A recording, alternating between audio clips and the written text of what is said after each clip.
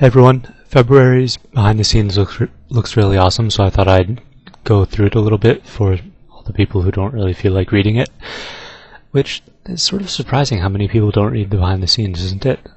And yeah, on that topic, post if you don't ever read the behind the scenes, because I think it would be interesting to see.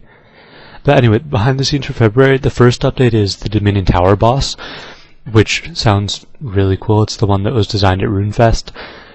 And it can fly out of sight and rain fiery death, so it'll probably be some magic attack. I don't know, it probably is not going to be all that difficult, but it looks sort of cool. And they're also improving the Dominion Tower in general.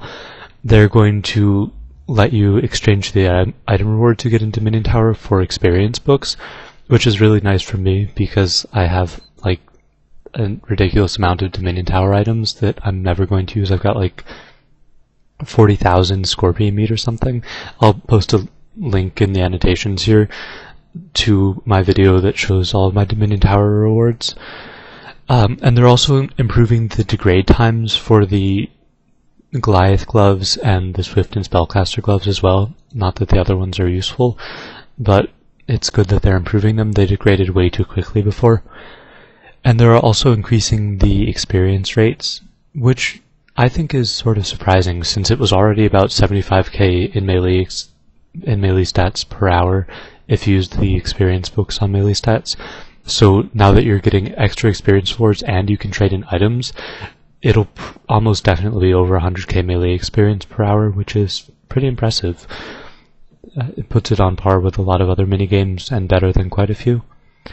The next major update is the potion flask, which will allow you to make 6-dose potions. So you're not actually making potions 6-dose, but you can combine them into 6 doses. And that'll be very useful for a lot of things. Not incredibly amazing though. Let's see. They're making a carnival headdress. Just a cosmetic thing, so no biggie there. They're reworking the TzHaar, and now this is going to be awesome. I'll post a link in the annotations and in the description of Jagex's video teaser on their channel. It looks really good. Of course, it might make everyone lag really badly, but from what it looks like, it'll be pretty awesome. They're coming out with a new TzHaar quest as well to go along with that. That should be interesting since we haven't had many of those. It says the rewards for the new quest will include experience, a ring that increases combat damage when fighting TzHaar creatures, and a new title. And then you'll be able to go into the fight kiln minigame, which seems sort of like fight caves, except much harder to get in there. You only need, this is something to pay attention to, you only need 1 fire cape spent to go in there. There was some speculation that you'd have to spend a fire cape each time you tried to do it, but it's only 1 fire cape total, so that's good for most people. And the monsters in there are going to be like fight caves, but a lot stronger. You'll need to fight 2 Jads at the same time. I'm not quite sure what it'll be like. I'm not quite sure what it'll be like. If it's like the normal fight caves and the waves increase in the same level, like you start out with 220, you start out with 122, then you get a second one, and then it combines them sort of into a level 45. If it works like that, maybe it'll be like normal fight caves, then you just continue afterwards. So after the Jad wave, you fight Jad plus level 22, then Jad plus 222s, Jad plus 45, etc., which means you'd go through like another 62 waves of an extra Jad, like 62 waves of Jad each wave, and then on the 124th wave or whatever it is, you'd fight 2 Jads at once, and then you'd fight the final boss.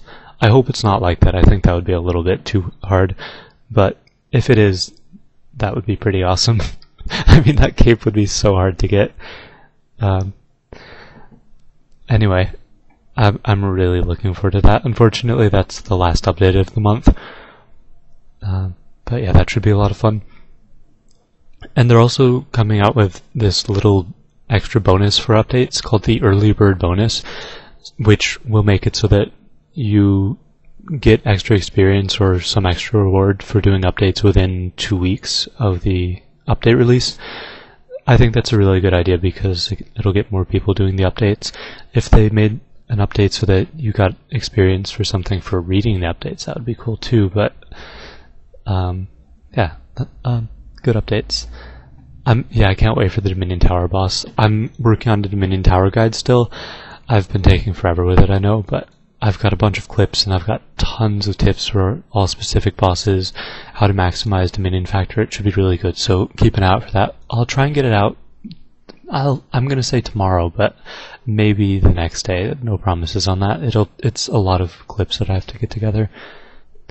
I've also put some screenshots of the TzHaar update from the RuneScape video of it on the screen here.